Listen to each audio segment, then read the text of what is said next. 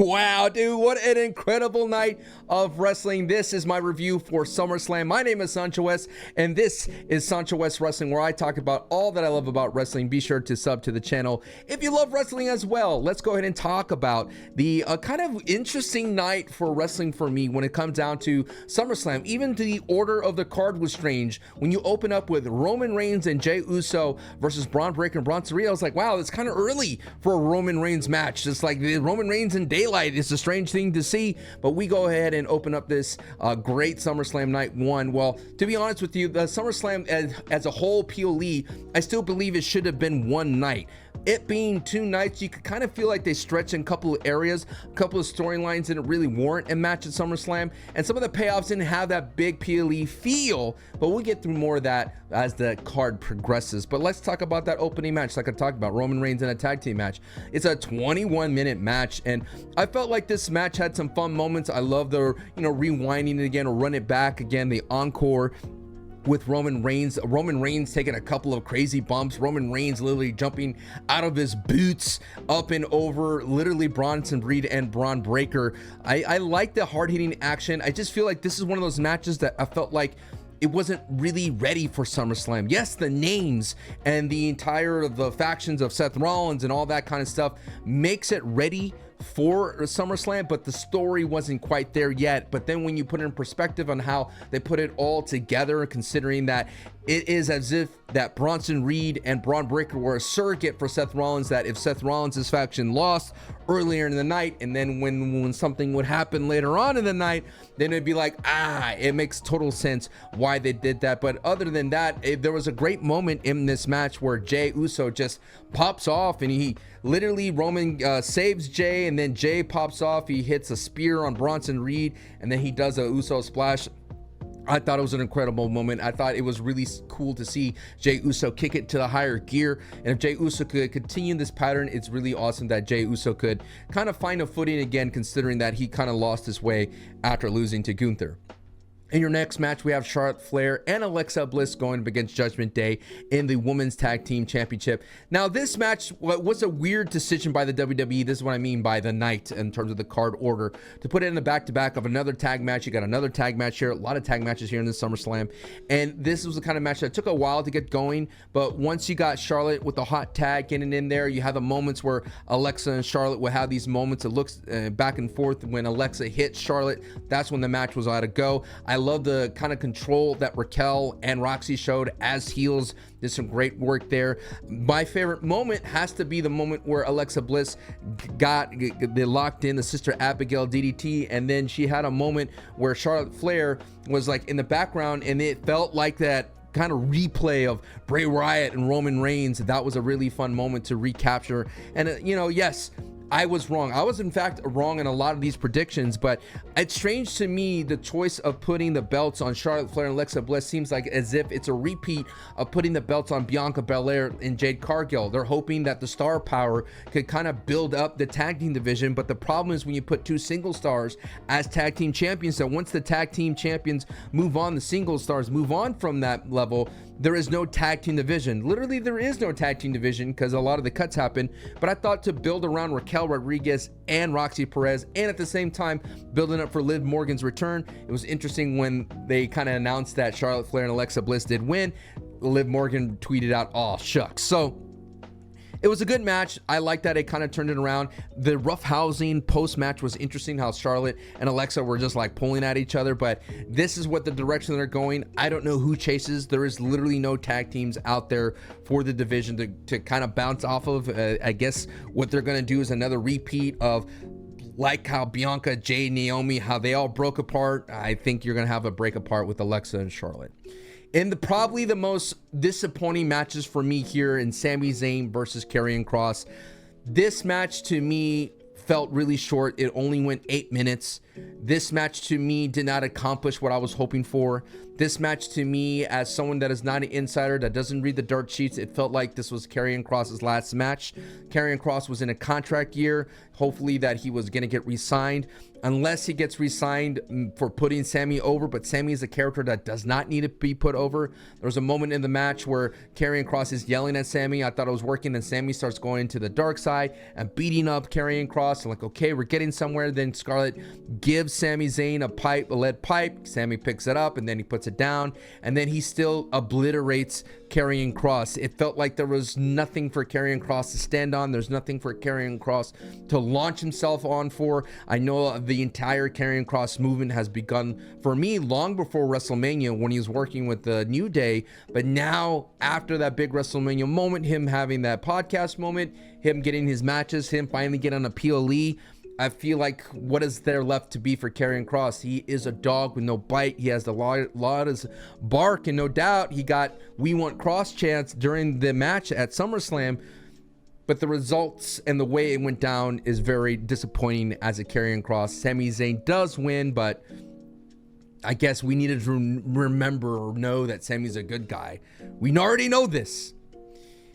In your next match, we have Tiffany Stratton versus Jade Cargill in a back-to-back weird match as well. In the 7-minute match, Tiffany Stratton does beat Jade Cargill. I did predict Jade Cargill would win simply because it felt like they were building her up to be the next big star. They always had so much invested into Jade Cargill, considering she came from AEW. Looking back at the earlier vignette, she was like a red carpet star. They were like treating her like a superstar, put her in the box office, things like that. All of a sudden, she gets in that hot angle with Bianca and Naomi. I mean, the big three was a big thing for WrestleMania, but still, the progress of Jade Cargill really was an investment from the WWE to get to the moment to have a Jade Cargill versus Bianca Belair. I mean, the first appearance of Jade Cargill, you had her staring down Bianca Belair. This is a match that we've been banking on. It's a money match that we're hoping to happen. But unfortunately, it seems like the WWE doesn't see the progress in Jade Cargill as much as I did. I know Jade Cargill is not kind of making huge leaps and bounds, but still putting the towel on her wouldn't be a bad thing to see what she can do. Maybe that will wake some things up with her. But at the same time, Jade Cargill was a Queen of the Ring winner, beat Naomi, beat Mania, beat Asuka at the Queen of the Ring. There's so many things accolades that she was doing, but now you got to look at the flip side that Tiffany Stratton has so much prestige and so much legacy, beating Trish Stratus and Jade Cargill, looking very well, and dealing with Nia Jax. I think the whole notion of it's Tiffy time is true. And you know, I just wasn't happy how short the match was, and it didn't feel like Jade got any kind of, you know, progress. I know they made that whole thing with the foot on the rope, but still not good for the Jade fans out there. In the surprise match of the night, you got Drew McIntyre, Logan Paul versus Randy Orton and Jelly Roll. This match wasn't doing anything for me. You saw the same holes in Jelly Roll's game. You saw the same issues that I was seeing in this build. Was how was Jelly Roll going to sell for a Drew McIntyre? Now, they did great things. This is what's the magic of pro wrestling, right? You could have a celebrity like a Jelly Roll and create sympathy. You could create a save the cat moment where you feel so much desperation, like, please, oh God, don't hurt Jelly Roll. It was interesting when I was watching this on my watch party, I realized that Logan Paul is the kind of that guy that could bring a match to the next level. During the Money in the Bank match, when you had Jey Uso and John Cena and Cody Rhodes being all part of that match was just ho-hum, right? It was just pacing itself along. And this match was doing the same thing. Again, a lot of tag team wrestling. And then all of a sudden, Logan Paul, Jelly Roll on the outside of the commentator table, that thing explodes, and all of a sudden, boom, we're back in a PLE level match thanks to that picture perfect Logan Paul splash.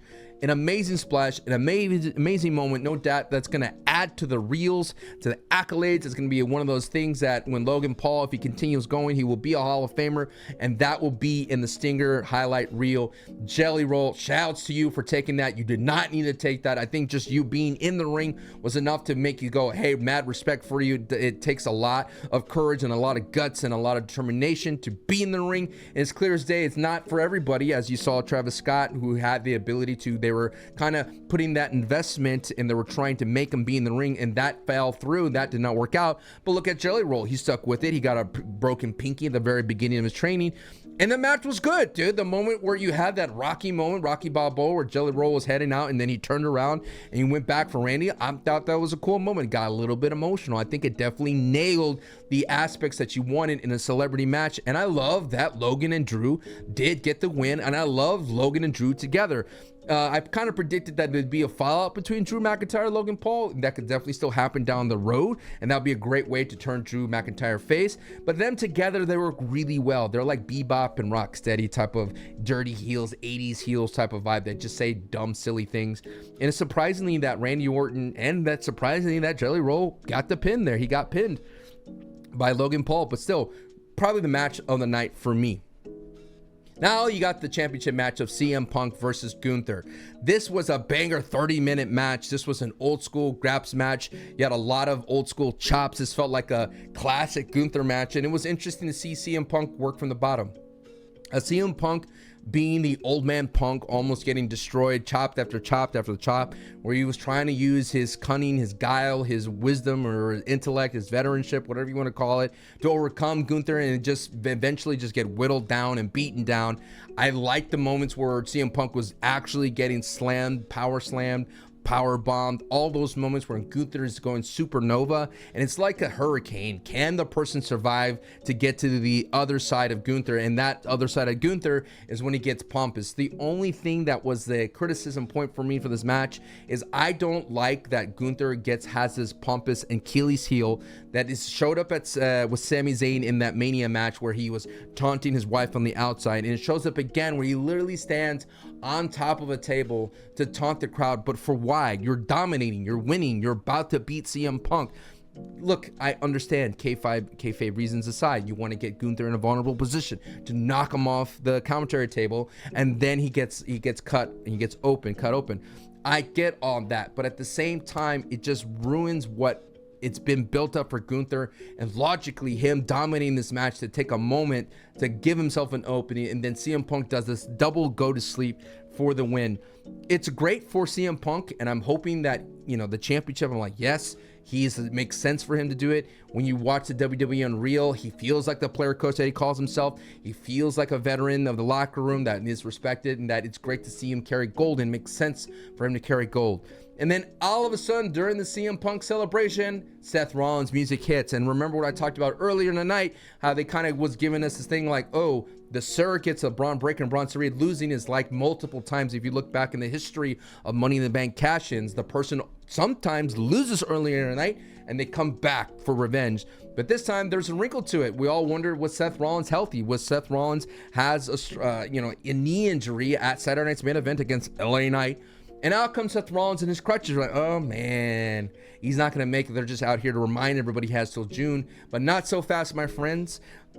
Out goes Seth Rollins. Seth Rollins goes back and he drops the crutches like Willy Wonka. Didn't do the roll quite like Willy Wonka, like Gene Wilder. But boom, drops the crutches and then runs towards the ring and just obliterates CM Punk with the briefcase over and over and over again. Hits the curb stomp, and there you have it. Seth Rollins defeats CM Punk and is your new World Heavyweight Champion. That only lasted 10 seconds, by the way, from the cash into the bell, but that saved SummerSlam for me night one. SummerSlam didn't feel like it was anything worthy of a SummerSlam. It felt like a B-tier PLE until the moment happened. And what's interesting is, I'm going to say something briefly about WWE Unreal. The aspect of the WWE telling you that they want to leave you something memorable, they want to shock you a little bit. And it seems to me that this was their play, right? They wanted to give night one a memorable feeling of SummerSlam and let Seth Rollins cash in. And I know there's a lot of things that come to play. Seth Rollins had a minor injury in his knee, this, and that. They worked us, they swerved us. I totally get that. It's like, what would have happened if CM Punk just became champion and that was it? I think that would have been a worthy like aha moment. But in the back of my mind, I was sitting there like, what's the headline? What's the headline for the SummerSlam? So far, the headline is Jelly Roll taking that splash from Logan Paul. I was like, I don't think the WWE wants to let that be the only headline. And here it is, Seth Rollins cashing in, becoming the new heavyweight champion. I think that's going to do wonders for the faction. The faction definitely needed a little bit of more oomph. That when Seth Rollins is missing, the faction kind of felt like it was floundering with Bron Breakker being the leader. What's he going to do? But this opens up a whole can of worms. Seth Rollins could go after CM Punk. Roman Reigns could have to go after Seth Rollins. I think you could revisit Seth Rollins and CM Punk going forward. I'm going to say this for all my people that have been with me for a while.